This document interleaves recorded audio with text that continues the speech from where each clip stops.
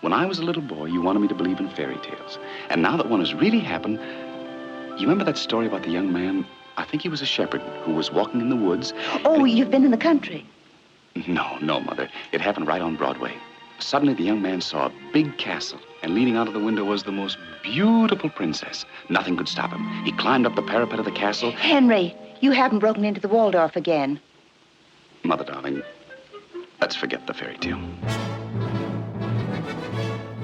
Welcome to Season 5 of How Would Lubitsch Do It, a podcast in which we discuss the works of director Ernst Lubitsch, one film at a time. It's 1943, and Willa Ross joins us to discuss Heaven Can Wait. Come visit ernstcast.com if you'd like show notes, resources as to where you might find the films we'll be discussing, a link to our Discord, or just to say hi.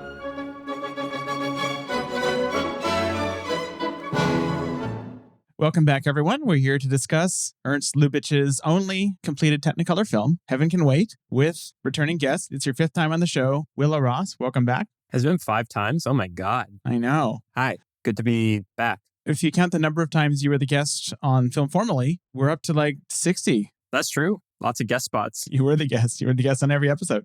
It was all guests, no hosts. What's that a reference to? That? That's on cinema, right? Yeah, that's on cinema. Yeah.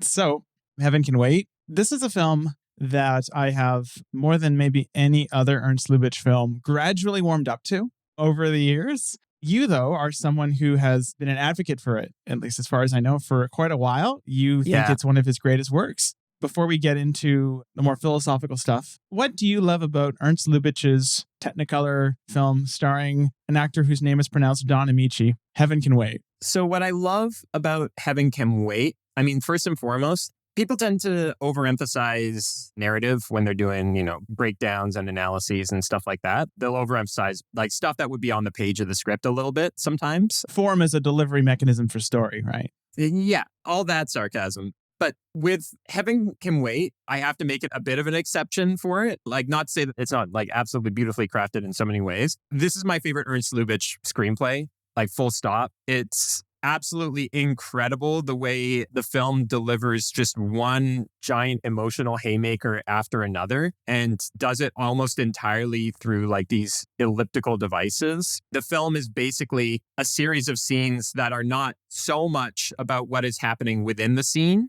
but are more about what has been happening in the 10 years before the scene. Even as the scenes have their own internal structure and are seemingly dramatically episodic, and this has been commented on a lot, they end up in what they suggest occurs between the episodes, forming this really rich fabric of memory and regret, and not to get too hoity-toity, but like life and death. And it's just so powerful to me. Like, I know that the film, I think it tends to still be categorized as a comedy first and foremost. And like, I understand that. And I'm not here to get into like a genre argument or whatever. I view it, at least tonally, as a primarily dramatic film with just a ton of jokes in it. That's more or less how I approach Heaven Can Wait.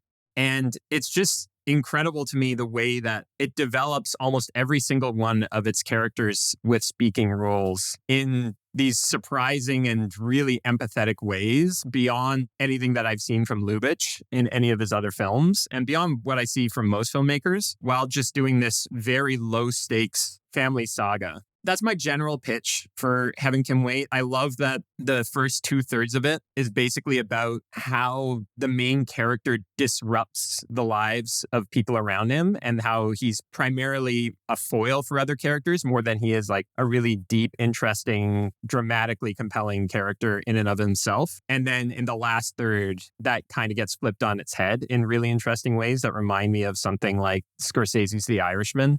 That's my general reasoning for loving Heaven Can Wait, even in its compromised form, which we'll have to talk about somewhat at least. I just think it's just completely stunning. Like I've said before to you, and I was being slightly hyperbolic, that I think it's Lubitsch's most beautiful looking film. I can backpedal that a tiny bit, but only insofar as I can say, once like, you saw The Merry Widow, I think he's never made a more beautiful looking film than this, is certainly what I believe. One thing that's possible a little bit is that my particular love for this film and my insistence that it's among his greatest works, that there's a tiny bit of novelty factor in there. Because sometimes when a director does something that seems like a divergence from what they've become really well known for, if they're generally successful, sometimes it is easier to like overstate the degree of success that they've had. Like, I like The Trouble with Harry quite a lot, but I think that people who rank it as one of Hitchcock's masterpieces are kind of Wrong.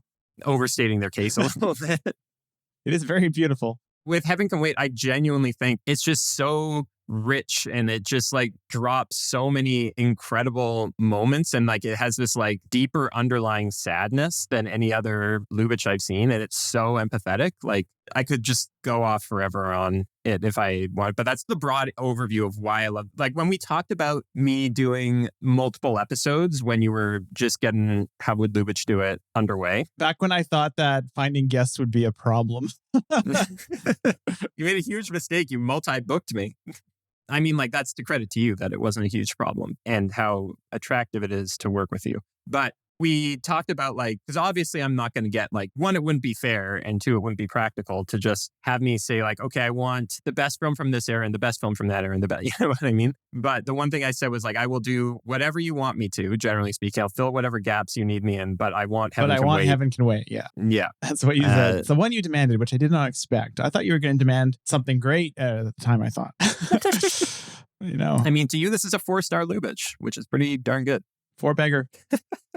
I think it would behoove me to directly quote Lubitsch. This is as related in Herman Weinberg's Lubitsch Touch. I encountered partly great resistance before I made this picture because it had no message and made no point whatsoever. The hero was a man only interested in good living with no aim of accomplishing anything noble. Being asked by the studio why I wanted to make such a pointless picture, I answered that I hoped to introduce to a motion picture audience a number of people, and if the audience should find them likable, that would be sufficient for its success. And a little historical note, he was totally correct about that last bit. The film was his widest commercial success of the sound era. It somehow made more money than Ninotchka and Shop Around the Corner, which blows my mind. And I think that's kind of at the heart of what I personally find so interesting about this film is that, as William Paul kind of lays out in his book, it's an anti-biopic. Yeah. It has the same structure as many biopics. He actually points out Pride of the Yankees, the Lou Gehrig biopic, as an analog. And where the logic of biopics is that, okay, these mundane things are interesting because a great person did them. This film cuts out that second part. It's these mundane things are interesting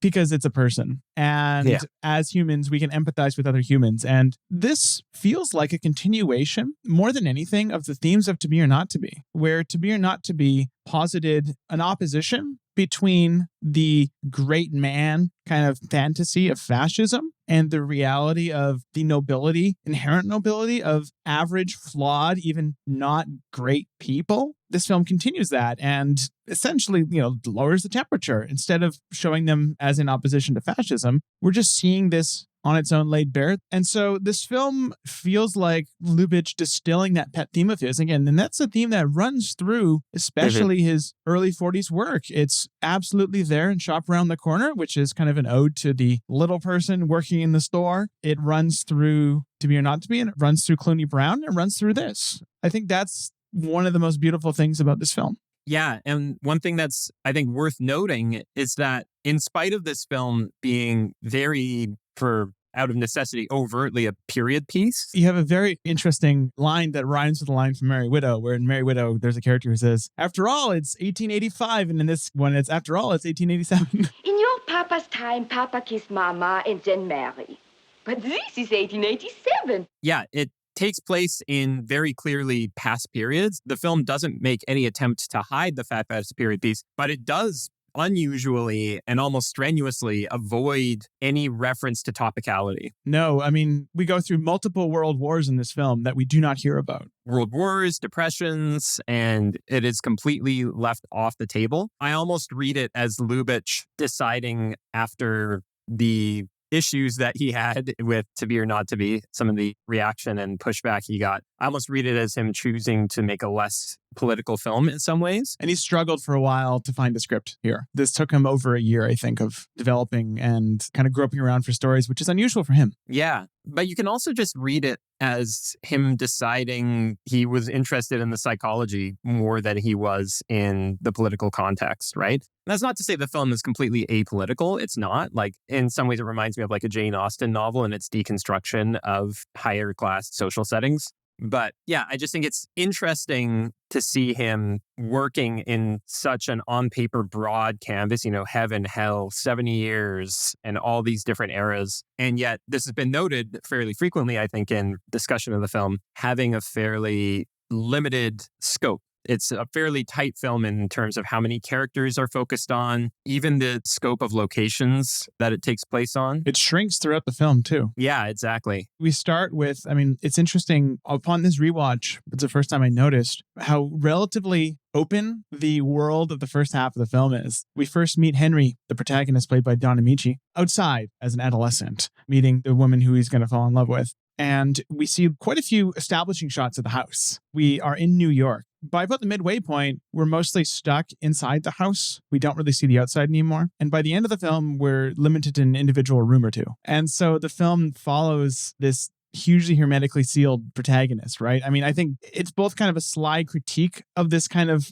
hermetically sealed privilege, we might call it now, and also a celebration of Henry's boyish, almost naivete, and the way that this allows him to live, what we might call a good life. This is where I differ from a lot of people. I do not think that the film presents Henry as having lived a good life. I think a lot of people read the film that way in part because obviously at the end, like the devil says, we don't cater to your class of people here and like sends him to heaven. I think it's common to view it as like, oh, the film is saying that he was good. He lived well. Like overall, he was a good person. I don't think that's what the film is saying. I think it's said like very strongly, like you get a hard bed, like it's not like he's going to be living it up in heaven. It's saying that over the course of, I think they even say over the course of a few centuries, maybe you can redeem yourself. I think it's presenting him as redeemable, but not as having lived a good life. In fact, I think I'll get into this, but I think the film is like very explicit in saying that the second half of his life is spent in misery just thinking about the first. Because he's lived a mediocre life, right? He is a mediocrity. Yeah. He doesn't accomplish anything noble. That's what Lubitsch says. And yet it is extremely well documented. More than Lubitsch's feelings on just about any of his films, this is extremely well documented from multiple sources. Lubitsch loved this character. Even the film's screenwriter, and I think this is part of where some of the coloring comes in, Samson Raphaelson never liked this character. And this is also Raphaelson's last full-throated collaboration with Lubitsch. They would work on Lady and Ermine later, but that was Raphaelson kind of supporting an ailing friend. This is them working and, kibitzing through a script as usual. But yet Raphaelson strenuously disagreed with Lubitsch. He thought that this character was not someone people would like. He didn't like him himself, and yet Lubitsch loved him. And to me, it's less of a matter of Lubitsch thinking this guy was a good, noble guy, as obviously he said.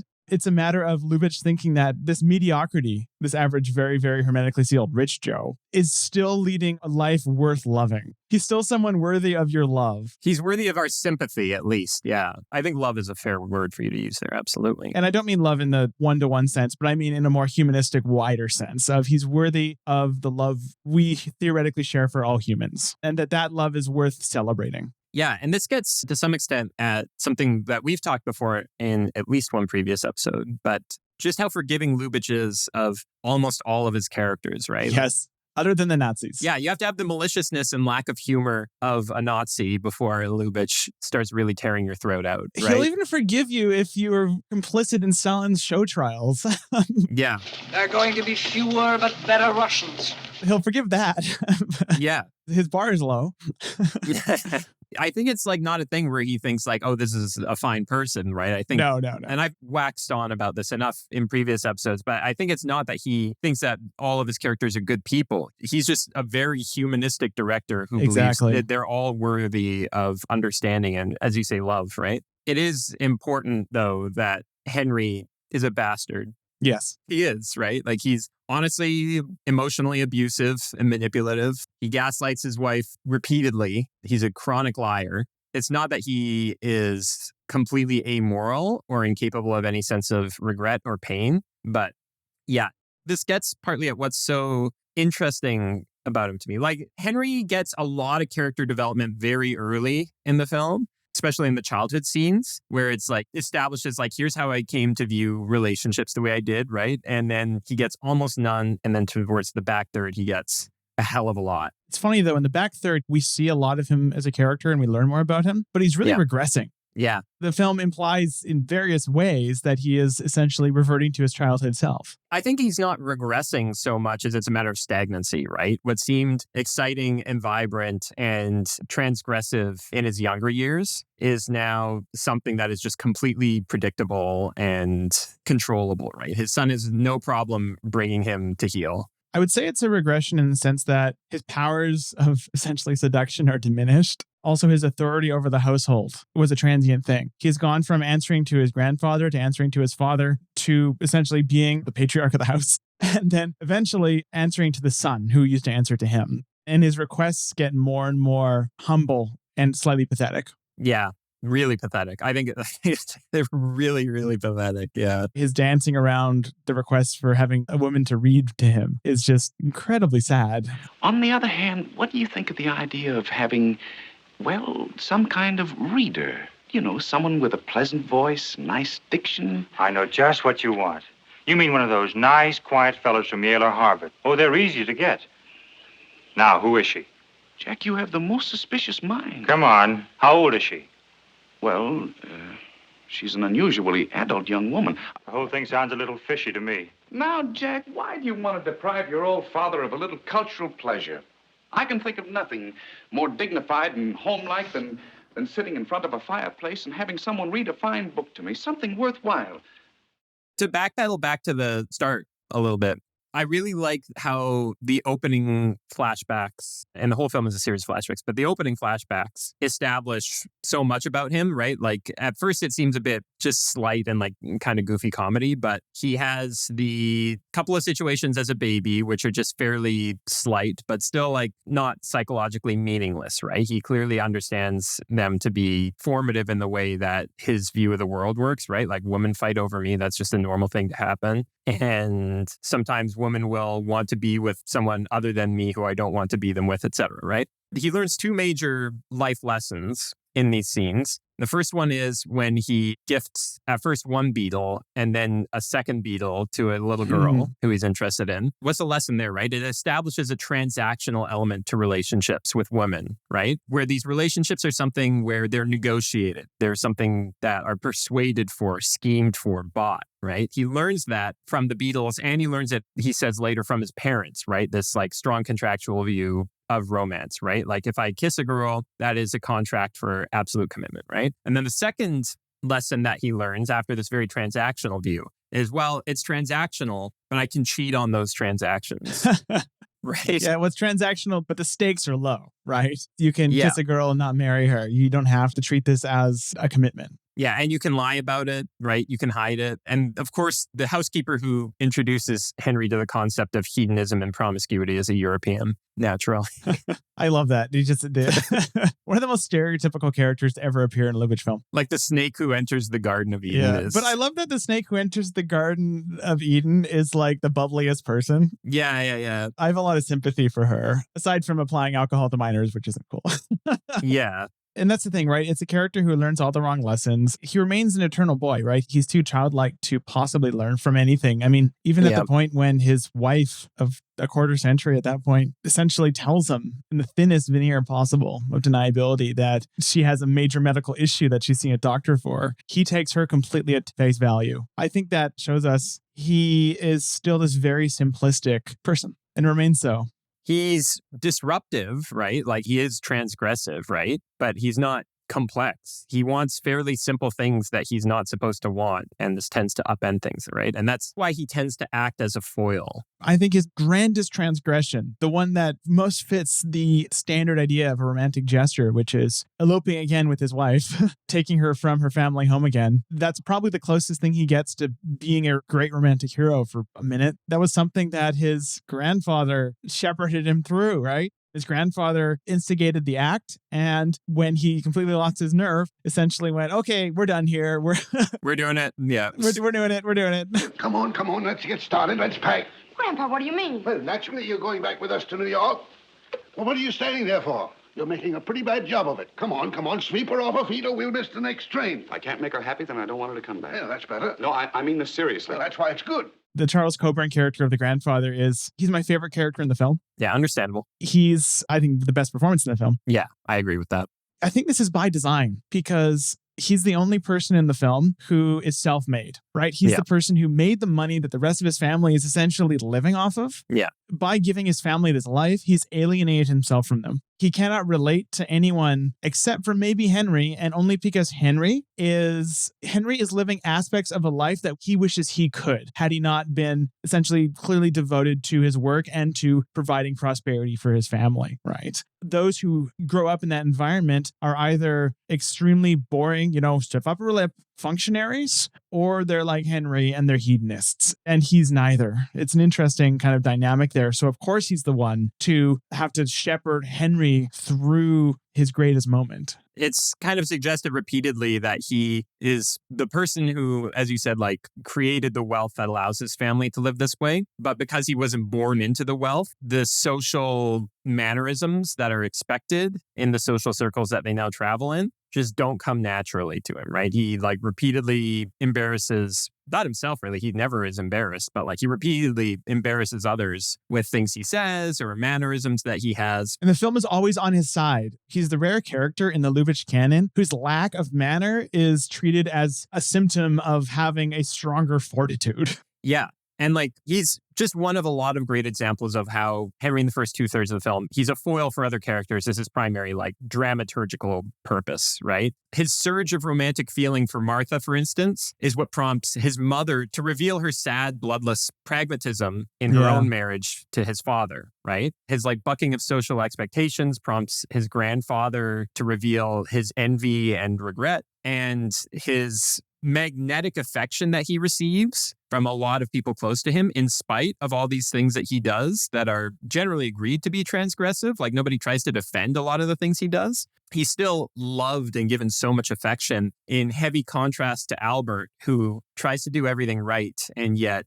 receives maybe more respect, but less love and affection. And this happens over and over and over in the first hour and a half or so of the film. Is something that Henry does that is out of sync with the people around him will reveal things, right? Even the showgirl who he's trying to buy off to not see his son anymore, it's because he walks in and he's reckless, right? He's reckless about it. And that's what allows us to see oh, she's not just a nice lady with an appreciation for old-timey people. She's extremely transactional and extremely mercenary in her view of relationships, and maybe had an expectation that things would turn out like this all along.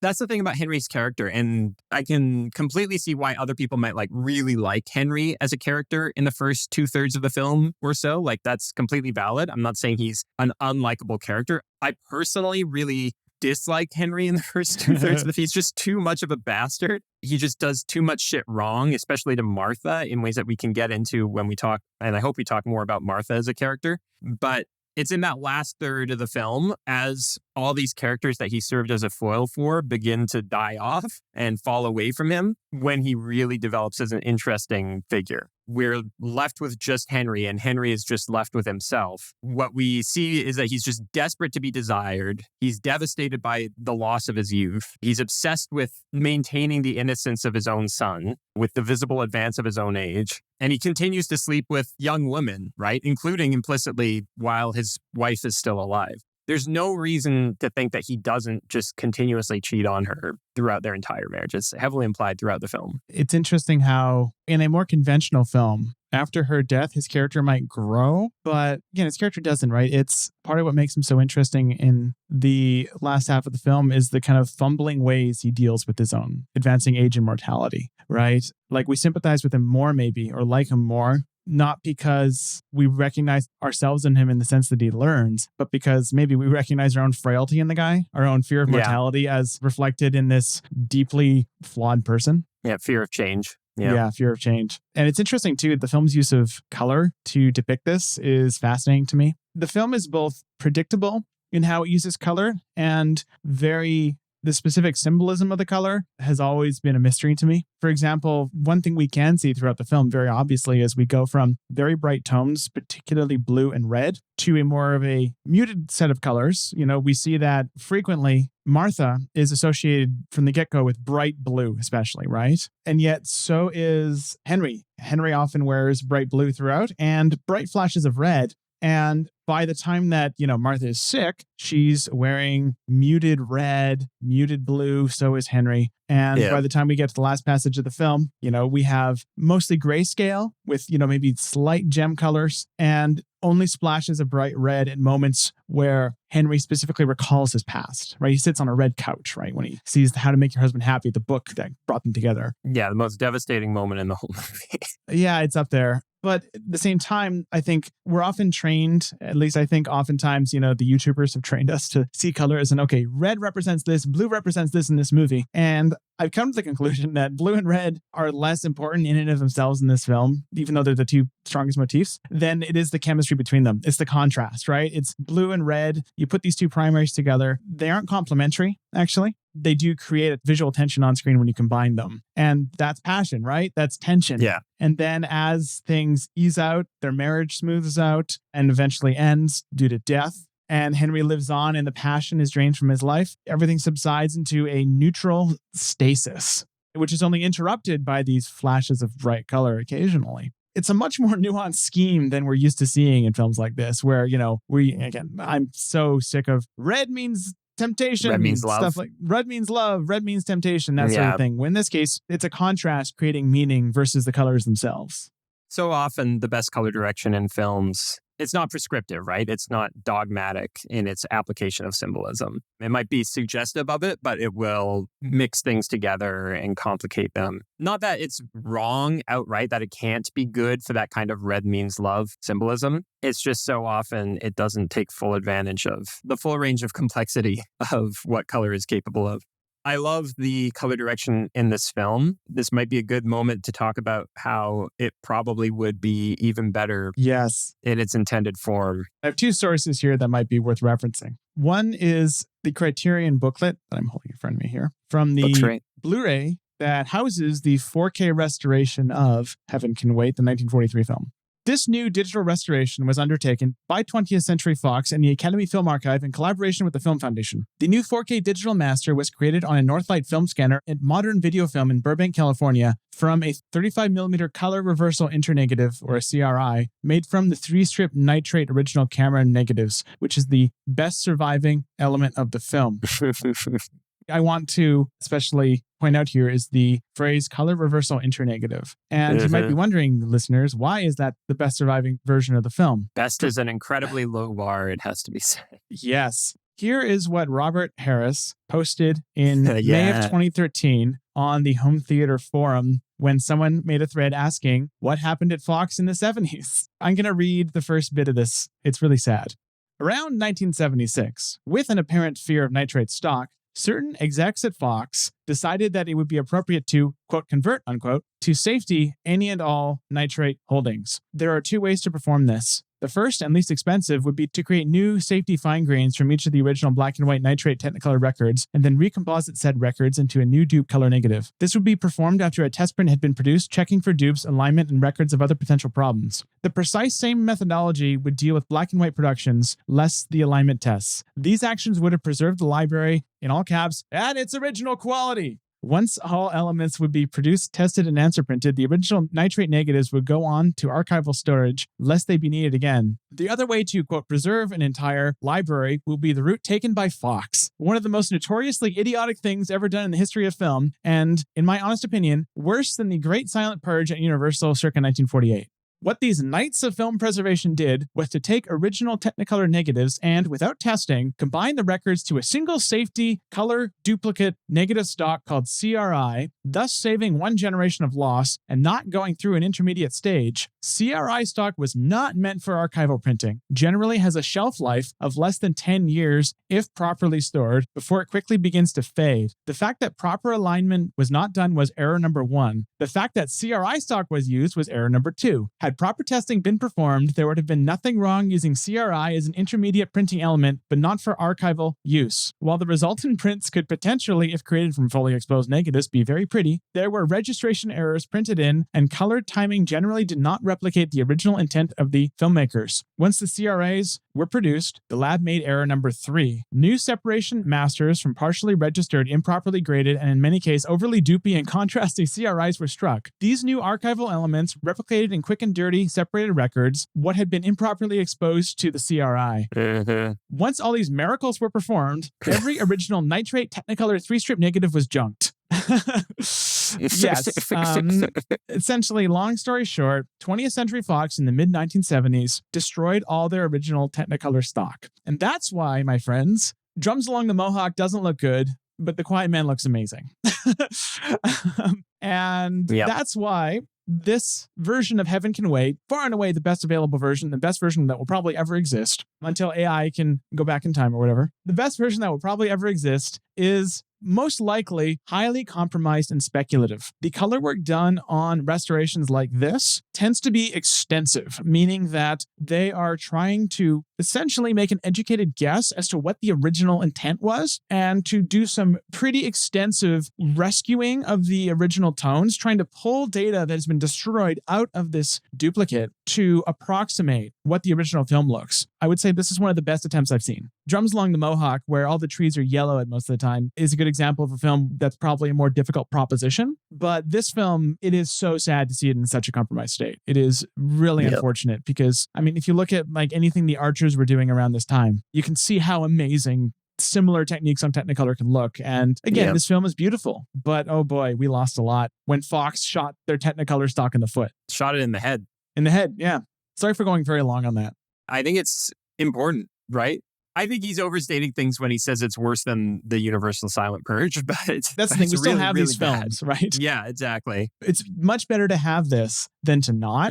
But oh boy, I mean, that is one of the worst unforced errors I've ever seen or heard of in the film restoration world. Yeah, it's brutal. It might be partly why I so heavily emphasize the screenplay is because, and it might just be my like brain is like conditioned to notice film restoration stuff a little bit extra. So like, it's a tiny bit harder for me to not have my brain, the compromise light flicking on and off in my brain the whole way through watching this, right? Like I can feel that it's compromised. I know that what I'm looking at is compromised. I still think it's a great looking film. Sometimes you can feel the colors struggling against their source more than others, but it is what it is ultimately. Maybe one day AI is magic, like you said. I don't know. As a colorist myself, I can feel the qualifiers working overtime on like the clothes and the books and the skin tones. Yeah. You know, again, it's not a criticism. I do want to point out that a colorist named Greg Garvin from Modern Video Film, Burbank, did a heroic work on this. As someone who works in the same industry, I can say that this is a very good to best case scenario attempt to rescue this film, and it has succeeded hugely in many ways. But again, you're still fighting against that source material. It's a terrific, to the extent that you can, I know that Robert Harris, for instance, considers restoration only to be a worthy term when it looks the way it did upon original release. So like, I'm sure he would take issue with my use of the word restoration here, but like, I think it's like a very, very good restoration. I don't know how much I would ask that they do beyond what they did here. Certainly, it's one of the best looking Fox Technicolor restorations. Yes. If anyone wants to see a film where you, at all times, you can't help but notice the issues, check out Drums Along the Mohawk. It might have been one of Ford's most beautiful films, but at this point, it almost might as well be monochrome. That is the fault of no one who helped make it look as good as it does now. It's the fault of a bunch of knights of film preservation Knights in the of 70s. film preservation. I'm very happy that on this podcast, I can include at length a 2013 post from Home Theater Forum. Yeah, a little cranky Robert Harris has to show up now and again in discussions. Let's talk about something much more chipper and happy. Let's talk about the 2 death scenes. Because let me tell you, these were 2 scenes when I first watched the film, I think back in 2016 or so. I remember being somewhat touched by them. But in the context of this project, I think Scott Eyman described this film as, it's not his last will and testament, but it's his best will and testament. To me, these death scenes are so powerful, especially when viewed in context of, in particular, The Merry Widow, because that film riffs on this funny relationship between love and marriage and death and even dance. And The Merry Widow's Waltz is, in that film, associated with a form of death. It's literally the Merry Widow's Waltz, right? It's in the name. And in this case, you have two death scenes set to variations on the Merry Widow's Waltz. One which involves Martha dying. The camera cranes back and up. And one which involves Henry dying, in which the camera is behind a door. Cranes down. Which, of course, if you're going to have your Lubitsch protagonist dying, it's going to be behind a door. Mm-hmm. Camera dollies out and cranes down. And to me, that moment wrecks me. And not because it's sad, actually. It wrecks me because it's the most romanticized depiction of death that maybe I've ever seen. It makes death seem like, as someone who fears death, fears infirmity, like I think a lot of people do, this depiction of death in this completely accepting, sanguine way, where you're played out by a fiddler on a boat mid-waltz to one of the most beautiful pieces of music you can imagine. Even if you're going to hell, it's a great way to go to hell. I have a lot more to say about both these scenes, but I want to give the floor to you. I've talked enough. Yeah, they're incredible. Like, they're an incredible pair of scenes. The way that they contrast each other, there is the obvious, and like I say obvious, not disparagingly, it's brilliant. There's the obvious contrast of the camera craning upwards when Martha dies and craning downwards when Henry dies, right? Like there's the heaven-hell element of that. But I think it's also worth noting, I'm not disputing what you say about it being a very sanguine, peaceful, dignified passing and that being beautiful and a great way to go to hell. I agree with all of that. But I think it is worth discussing other ways that these two shots contrast, right? Where the door shot is fundamentally solitary, right? The point of the door shot, even though another person went in the room with him, the point of the door shot, I think, is to some extent a certain emptiness. Again, like you said, it's beautiful and it is dignified, but I think Lubitsch is also emphasizing the emptiness and loneliness of his late life, and that is the context in which he's passing in that moment. He's not lonely. He has a comically beautiful nurse with him. I mean, it's a surface pleasure, but is it like... It's yet another extension of his boyishness. Yeah, whereas the other one is more expansive, right? The decor is elaborate in Martha's quote-unquote death shot, the shot where her death is described as she dances with Henry. Yeah, you have the reveal of the back room, right? Where they're dancing alone, but behind them is a whole room of gaiety, as he describes. Yeah, full of dancing people. I didn't know it then, but this was our last anniversary. It was the last time we danced together. There were only a few more months left for Martha, and she made them the happiest of our lives together. And the symbolism of this is a little tricky to unpack, right? You can read it a few ways, right? You can read it as the two of them being happily separated from the norms and lives of other adjacent social circles, especially when viewed in contrast to the door scene. The fact that the door is open there is a sort of implication to Martha's continuing openness to people, right? Her empathy for other people, her connection to other human beings, a connection that Henry never truly forms for himself right through the end, which is like, it's lovely. And it's a great way to think about Martha going out, right? And Henry even says, she made the last few months of our lives together the happiest they've ever been. That implies that the following 20 years, because 20 years pass after that are less happy.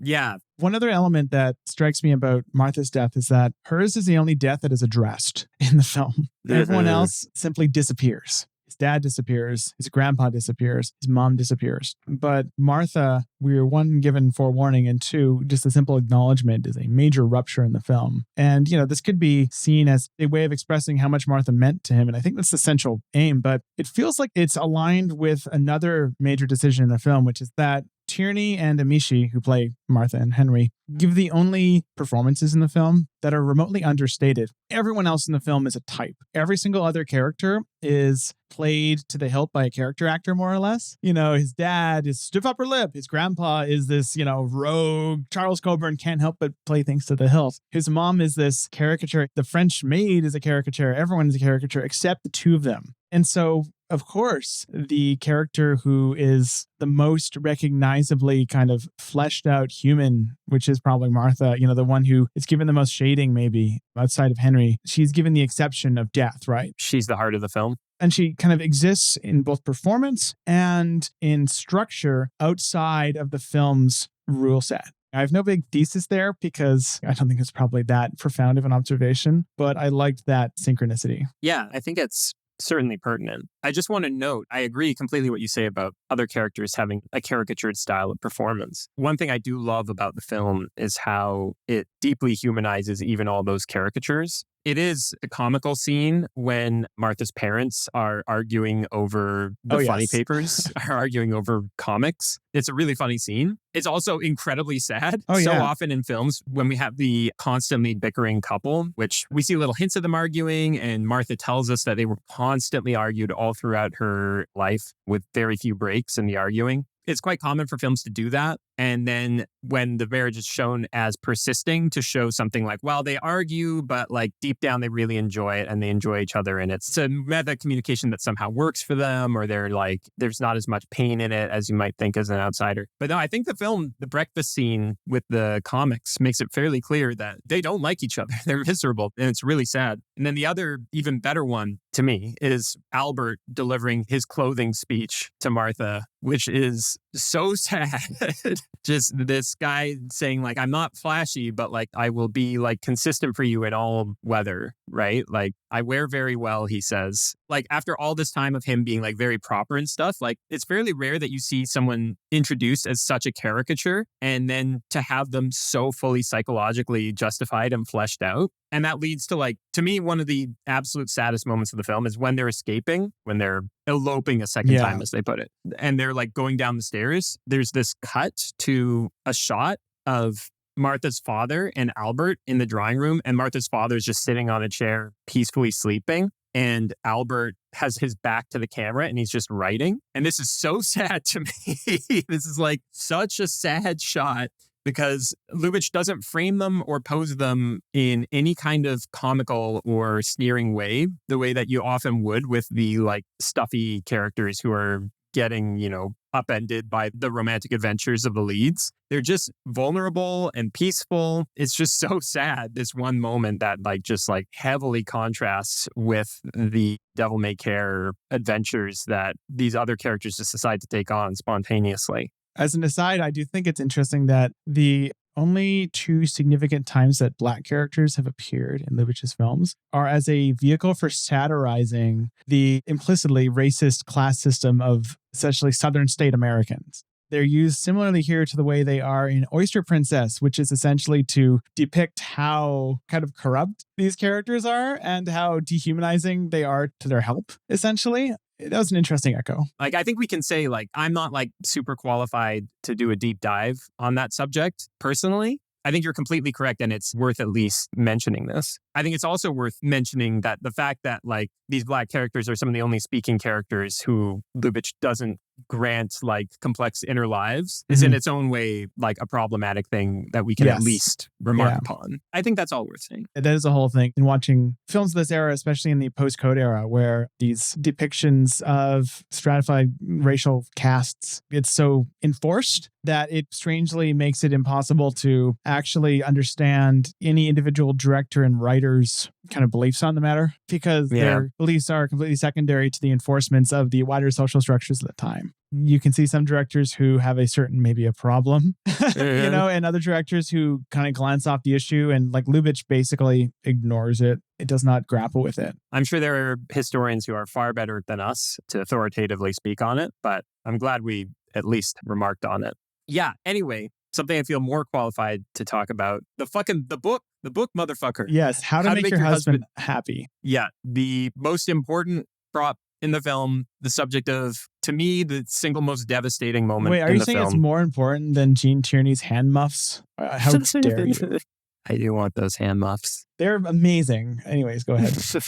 Yeah, so obviously How to Make Your Husband Happy. It's the book that she's trying to buy before when he meets her for the first time, and she doesn't end up buying the book. And then later, 40 years or whatever after the fact, after she's died, he finds the book. And I think this is arguably the single most important moment in the whole movie. And I think it's important to talk about what this moment means and why it means what it means. I think one way to read the moment that I think is very incomplete is, well, he finds this book, and this book is what he saw when they first met. And so it reminds him of her, and it reminds him of how good she always tried to be to him. And that makes him sad, and that makes him miss her. That is all there. But like I said, I feel it's a very incomplete reading of the moment, because the book is not just an indicator of when they met. And it's not even just that and an indicator of how hard she tried to make him happy and make other people in her life around her happy.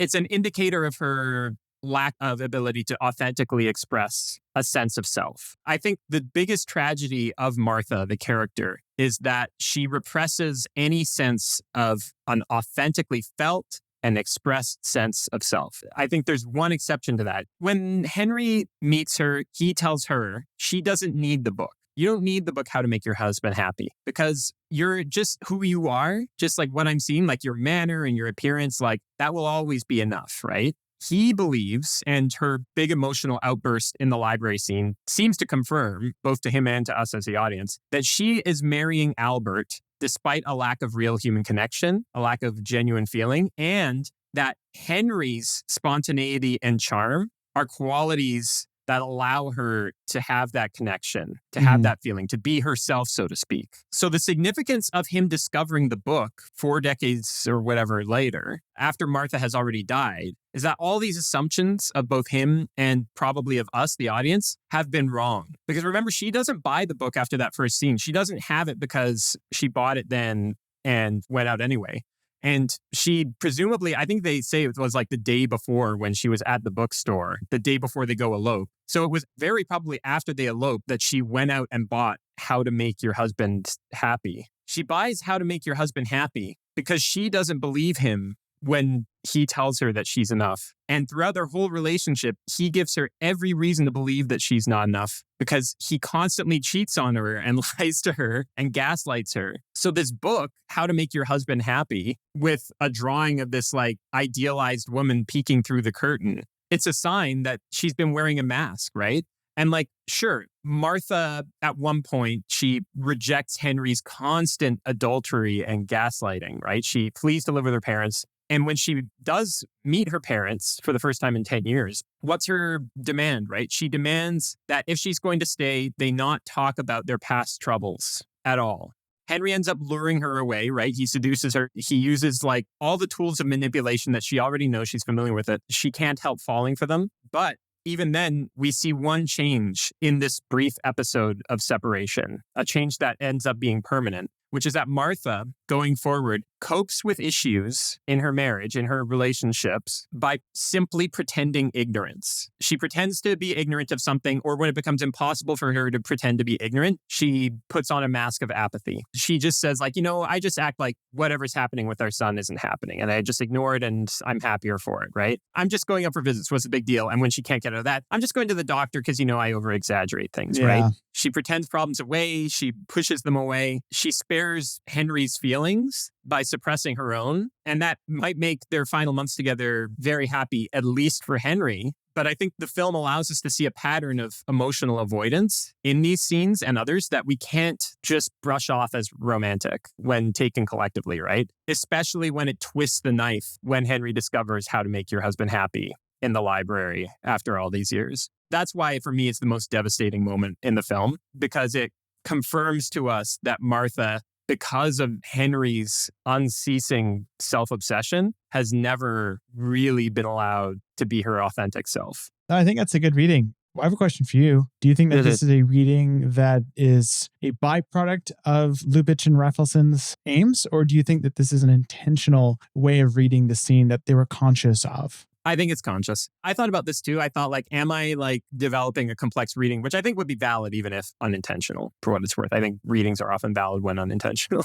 The thing that tipped me over into like, okay, this is purposefully at least available as a reading is the fact that she doesn't buy the book when she's first at the shop. It takes like a few seconds for them to, and it would be very natural for her to go like, no, I still want the book. Excuse me, like, and like just pay the like $1 and storm out of the bookstore. Her not buying the book when she storms out is a purposeful choice. I think her character is so tied up in these ideas of like navigating Henry's lies and all this stuff that I think it's reasonable to say that her own sense of repressed self is a purposeful element of her character to at least speculate on. But I feel pretty strongly that it's there. I feel very confident in this reading. This might be a good time to address the central element that I struggle with in this movie, which is that it's a film about debauchery where it feels like this is the one time that Lubitsch really came up against motion picture production code in a way that I don't think really does the film any favors, where the film has to be so incredibly circumspect about Henry's affairs and womanizing. I can't help but imagine the version of the film that can be a little more frank about it. I think of, okay, what if the production code hadn't been implemented till 1944 or whatever, if it had been delayed by 10 years? What would this movie look like? Probably wouldn't have gotten made because of the butterfly theory of history. If the film had gotten made, would we have gotten a film where Henry doesn't have an oddly bulletproof amount of plausible deniability for every single thing he does? It is very possible to read the film as the story of someone who is a cad, who is the victim of a series of misunderstandings. To me, I think I do miss the Trouble in Paradise method of allowing us to depict an affair. Even if in that film it's never technically consummated, it's still an affair that we see. I kind of wish that even if we never saw any of Henry's affairs, I do kind of wish that the film wasn't obliged to grant him that plausible deniability every single time he is suspected of them. I don't agree that the film does, but sorry, go on. I mean, there's not a moment in the film where, for example, the one thing he's called out on, it's a piece of jewelry he buys for someone.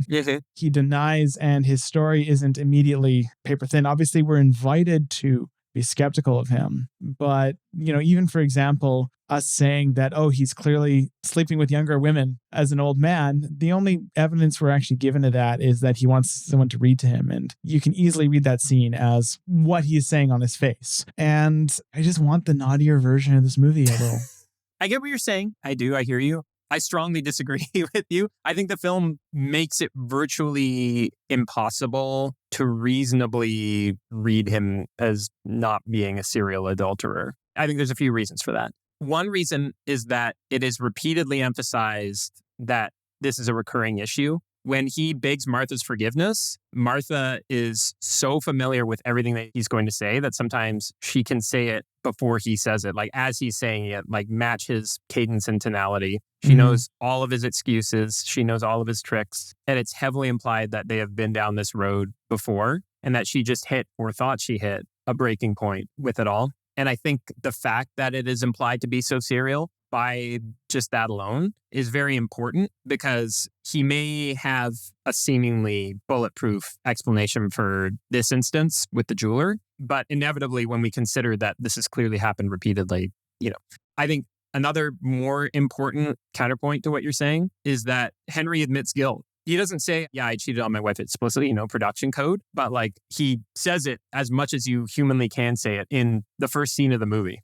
He says, my whole life was one long misdemeanor. What else would the misdemeanor be? Yeah, and to me, that opening sets up a film that doesn't really happen in some ways, where to me, when I hear my life was one long misdemeanor, the ensuing events don't quite fit that description.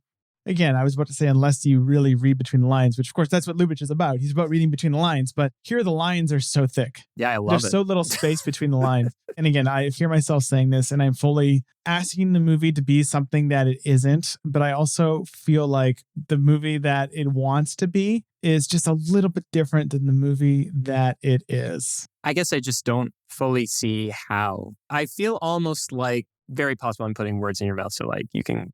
I feel almost like you have a bit of an expectation of how Lubitsch will handle debauchery, adultery, sexual naughtiness from how he has done it in prior films. And one of the things that you love and that I love about Lubitsch is how he handles it in prior films and is how like explicit and naughty they are about these things. And so it's understandable to me in some ways to miss it when he handles those things in a completely different way, in a much more oblique, admittedly way. On the other hand, you're repeatedly saying like, well, I know this film is doing this, but I can't help but miss a version of this film that does this. And sure, maybe that version of film exists on some other flap of the butterfly's I want wings. more sex in my cinema. What are you, a Zoomer? No.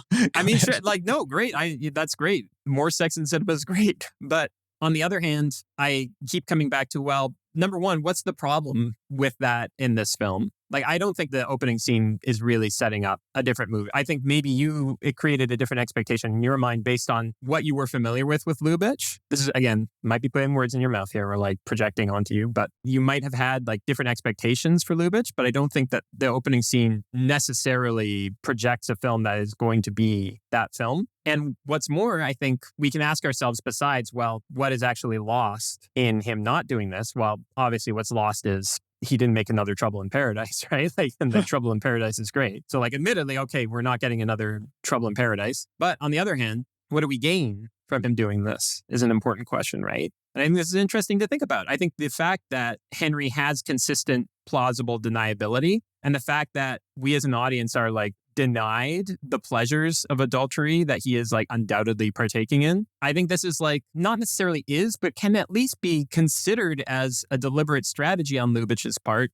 to try to distance us somewhat from those surface pleasures of adultery and to consider their impact and to consider the nature of his gaslighting, of his excuse making, rather than like his just immediate glee in experiencing those things, right? Like, the film, in spite of the fact that Satan is very excited by, mentions of debauchery in the opening, I think the film is generally not, it's just not that interested in debauchery. It's just not. It's not a thing that the film is really that interested in exploring. The film is much more interested in the psychological impact of that debauchery and the psychological reasoning that leads to it, and the question of how redeemable people who indulge in it are. I want to be clear. I'm not trying to say like you're wrong for like liking the movie less because it does or doesn't do these things, right? Like obviously you like or dislike the film for whatever reasons you like. I just feel that the film is trying to do something different than this thing that you're seeing an absence.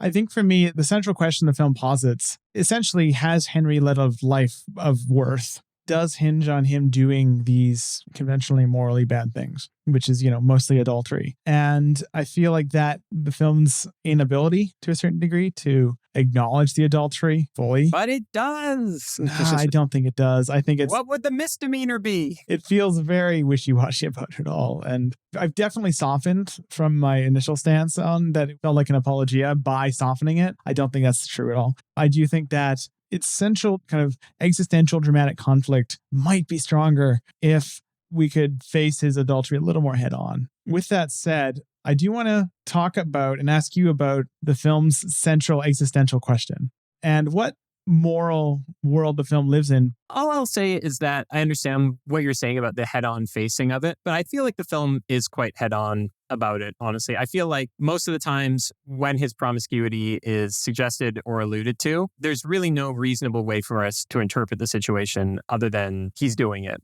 All we have to do is see the accumulative experience and reactions of Martha to her marriage with him, I think, to come away with that. It is very much done by implication. But just as, I don't begrudge a film that is about the after effects of violence, physical violence, that doesn't depict that violence necessarily. I don't begrudge Lubitsch for not depicting or 100% explicitly confirming adultery in this case, in a film that is largely about the reasoning for and the impact of adultery. I get what you're saying too. I don't begrudge Lubitsch. I begrudge Joseph Breen. I get what you're saying too, though. I feel that the film is like working on a different wavelength than most of Lubitsch's films when it comes to approaching these topics. You wanted to talk about the moral center of the film.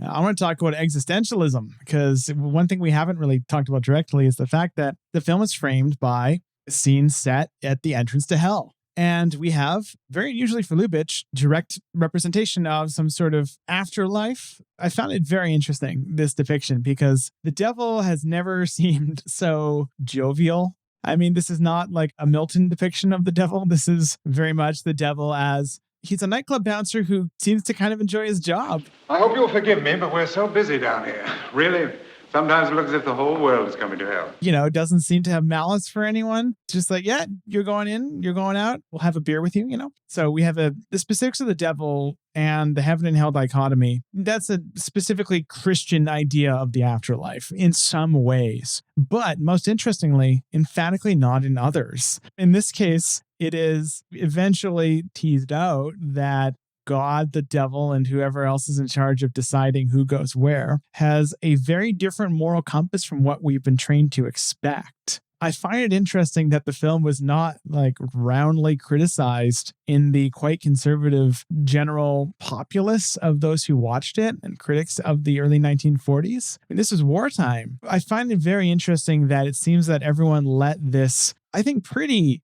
heretical depiction of the moral compass of the afterlife by. That to me is one of the most interesting things about the film, is that the film is slyly, incredibly subversive with how it depicts a Christian idea of the afterlife. Yeah, how exactly this slipped by seemingly without any major controversy surrounding all these things is something I can't answer personally. Maybe a qualified historian could like really dig into contemporary sources and find something. I can't answer why it didn't have that impact. But yeah, I think it's really interesting to think about and talk about how the film uses this device. One of the earliest films, at least that I'm aware of, to do this, right? And the reason that filmmakers tend to do this is for one of two reasons. One is that they're presenting a version of the afterlife that comports with their own philosophical view. And another, a reason that you and I have personal experience leveraging, is to criticize or satirize a prevailing idea of the afterlife or of the cosmos,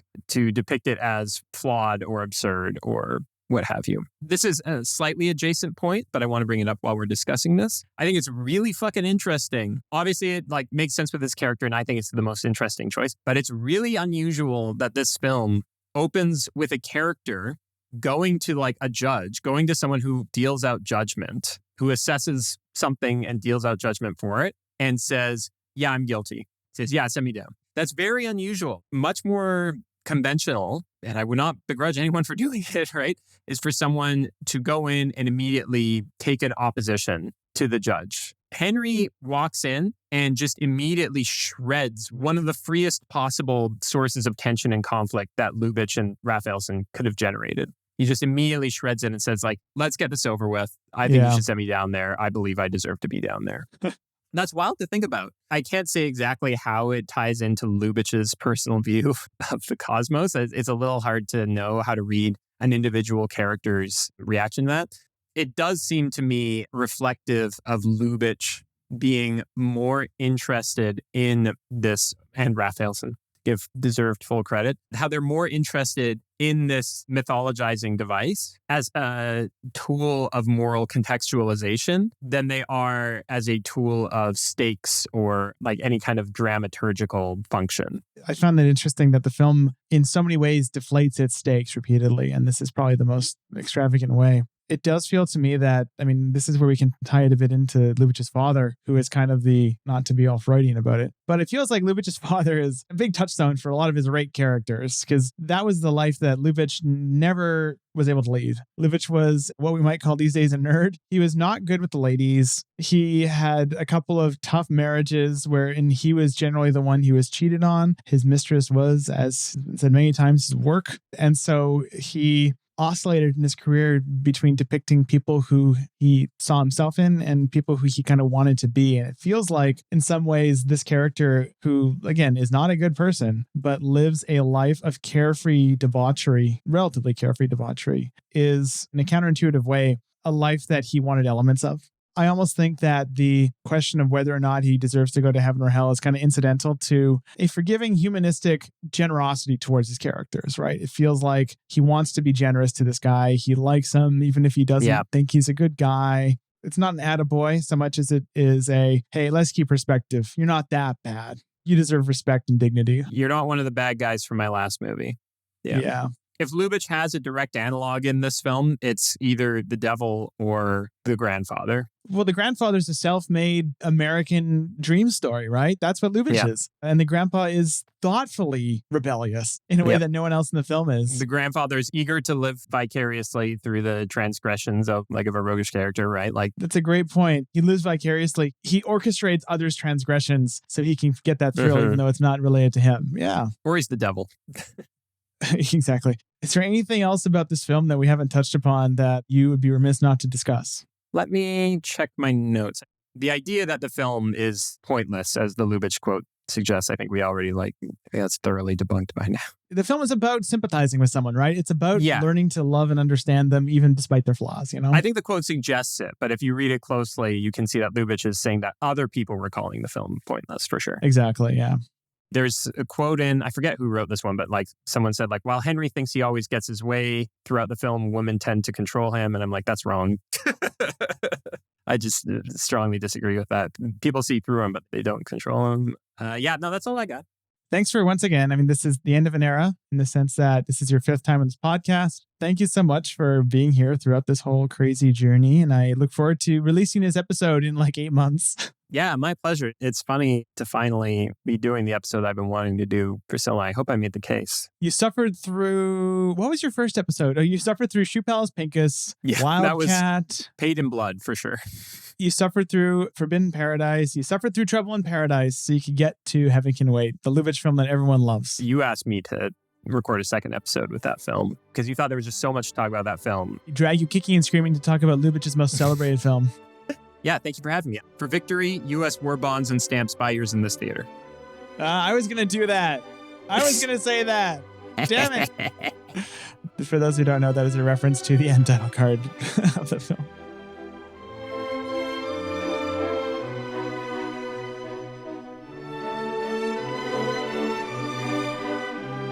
Next week, Eloise Ross joins us to discuss Laura and Otto Preminger.